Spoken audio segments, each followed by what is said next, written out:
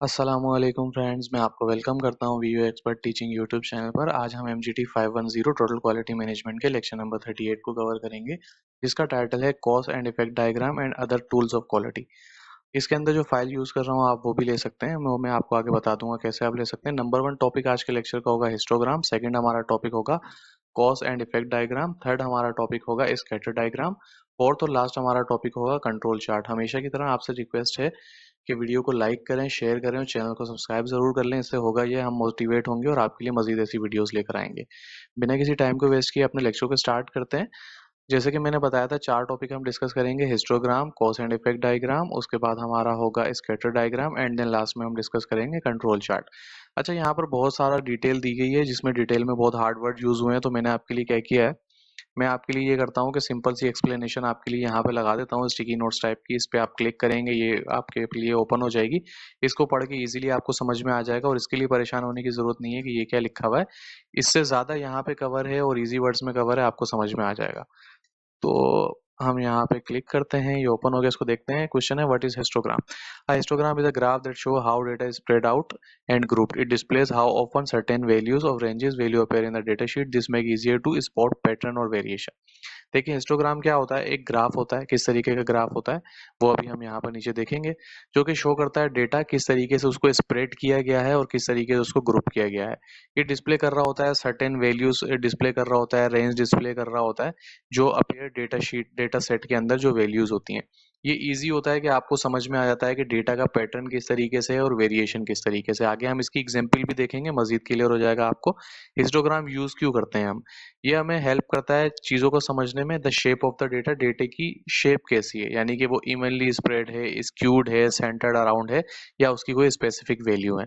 Pattern problem, जो कि हमें मुश्किल होती है पैटर्न को समझने में, और टेबल पे कितने ज़्यादा नंबर्स दिए गए, इन चीज़ों को समझने में जब मसला आ रहा होता है तो इन चीज़ों को समझने की कोशिश करता है। अब एक एग्जाम्पल देते हैं जिससे हमें हिस्टोग्राम क्यों यूज़ करते हैं, क्या वजह होती है, वो सारी चीज़ें समझ में आ जाएंगी।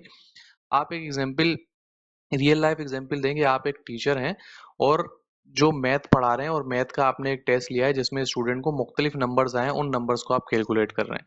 आपने क्या किया, उन नंबर्स को नोट किया और उनको मुख्तलिफ किस्म की रेंज दे दी, यानी कि 0 से 10 जिन बच्चों का स्कोर आया उनको आपने अलग कर लिया, 11 से 20 वालों को अलग कर दिया और 21 से 30 वालों को अलग कर दिया।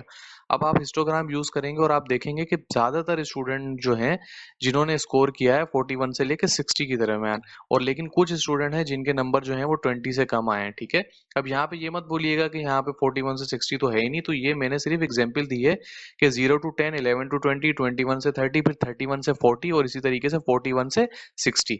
ठीक है, इसी तरीके से हमने रेंजेस बनाई हैं। तो 41 से 60 के दरमियान जो है ज्यादातर स्टूडेंट जो है जिनके 41 में से 60 नंबर आए हैं, और बाकी जो स्टूडेंट हैं उनके 20 नंबर आए।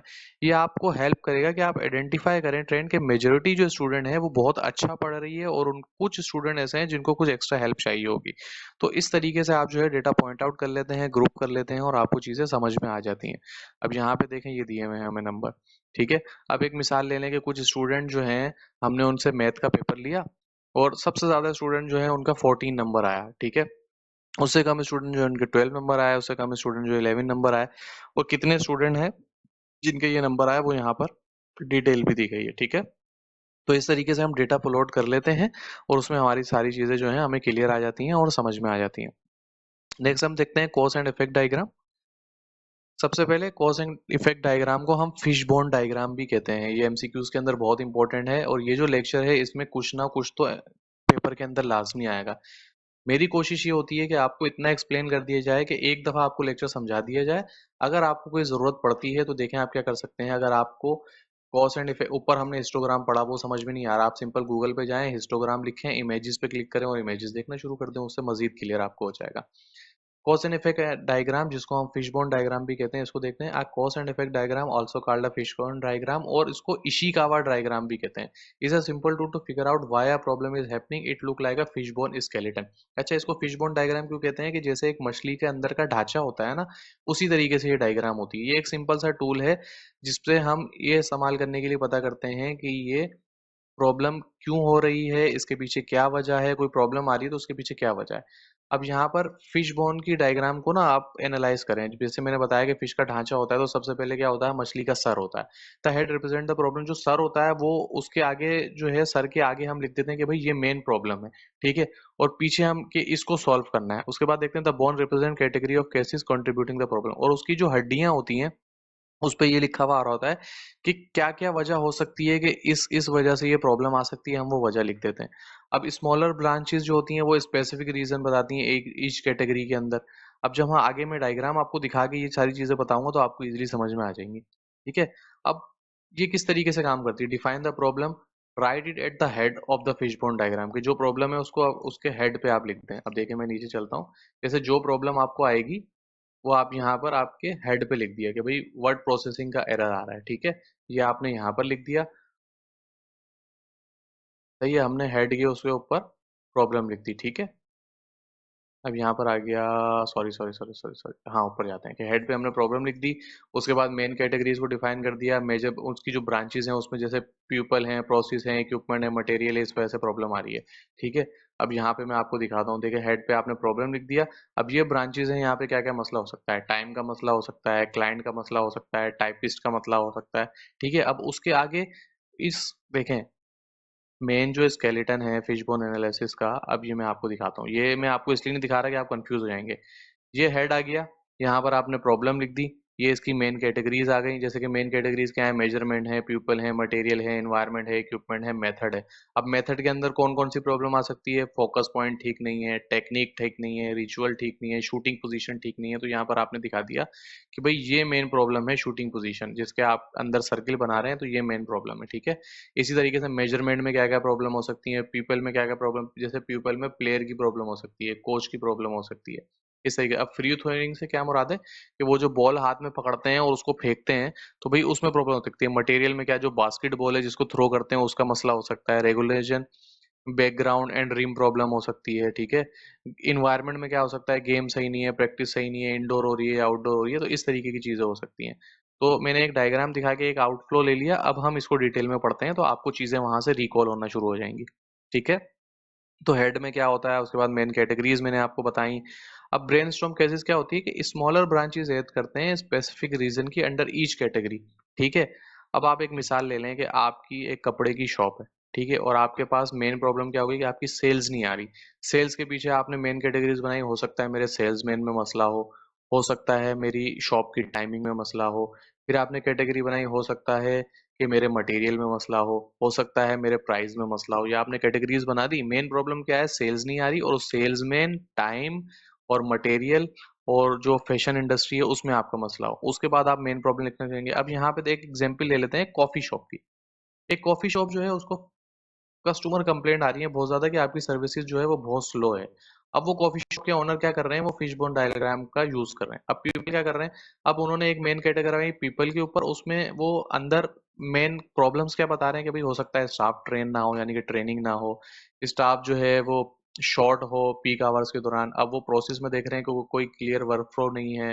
बोटल हो जाता है जब कस्टमर की कंप्लेन ले रहे हैं, जब मसला हो जाता है। इक्विपमेंट में हो सकता है कॉफी मशीन काम नहीं कर रही, कम मशीनें हैं। मटेरियल में हो सकता है कि आपकी सप्लाईज खत्म हो गई, चीनी खत्म हो गई, कॉफी खत्म हो गई, और जो माल पीछे से आ रहा है उसमें मसला हो रहा है। तो इस डायग्राम को यूज करके आप जो अपनी प्रॉब्लम है इस तरीके से सॉल्व कर लेते हैं। विजुअल क्लियरिटी क्या होती है कि ऑल पॉसिबल केसेस जो हैं वो सिंपली आपको समझ में आ जाते हैं। टीम वर्क क्या होता है कि टीम पूरी बैठी हुई होती है, वो सब प्रॉब्लम्स को देख के अपना इनपुट दे रही होती है। फोकस क्या होता है कि आप उसको गोल दायरा बना लेते हैं और आपको समझ में आता है ये फोकस पॉइंट है। तो ये इशिकावा टेक्निक है जो इस तरीके से यूज होती है, जैसे बहुत बड़ा प्रॉब्लम है उसको यहाँ पर इन्होंने यूज कर लिया। अब आपने क्या करना है, आपने देख लेना है यार मैं स्टडी क्यों नहीं कर पाता, आपने यहाँ पे लिख दिया। अब यहाँ पर आप लिखेंगे टाइम, मैं प्रॉपर टाइम दे रहा हूँ, तो फिर आप वहाँ लिख दें। तो इस तरीके से आप अपनी स्टडी का केस भी इस पे बना सकते हैं। अगर आप प्रैक्टिकल केस बनाएंगे तो आपको मजीद समझ में आ जाएगा। उसके बाद हम यहाँ पर देख लेते हैं स्कैटर डायग्राम। सबसे पहले समझते हैं स्कैटर डायग्राम होती क्या है। Scatter diagram is a simple graph that show the relationship between two variable. Scatter diagram जो एक सिंपल सी डायग्राम होती है जो दो वेरिएबल के दरमियान अपने रिलेशनशिप को जाहिर करती है। Each dot represent the pair of data point over time with number of errors, यानी कि आप एक जगह पे काम कर रहे हैं, आपने जो है ओवर टाइम किया। अब ओवर टाइम के साथ आपने प्लॉट कर दिया कि कितने आपने डिफेक्ट किए, यानी कि एक आप काम करते हैं, एक जगह पे आप जो है वो सिलाई करके कपड़े बनाते हैं, तो आपने देखा कितने कपड़ों पे आपने गलत सिलाई लगा दी।